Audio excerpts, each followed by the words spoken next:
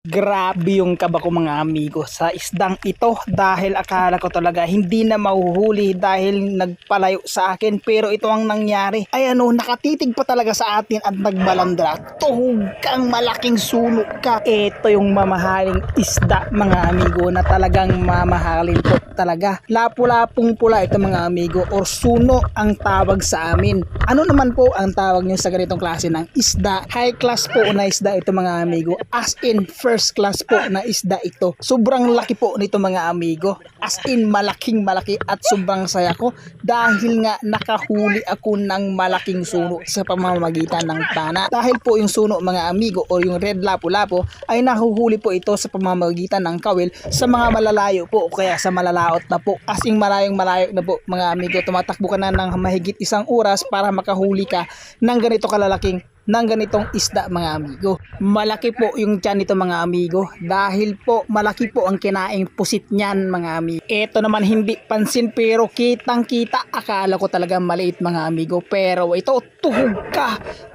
kang bilbigan ka. Ang laki pala mga amigo, akala ko maliit pero malaki mga amigo, nasa 1 kilo din ito yung bilbigan na to. Talagang malaki po mga amigo, napike ako ng isang ito mga amigo, akala ko talaga maliit, yung pala malaki. Masarap yan mga amigo. Eto pa mga amigo, nakatitig sa atin. Tingnan mo naman, pula yung mata.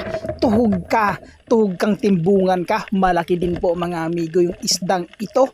Dahil po ito mga amigo, hindi aabot ng, dahil po mga amigo yung variety ng isda na ito ay hindi maabot ng tag 1 kilo. Kaya malaki na po yan, good size na good size.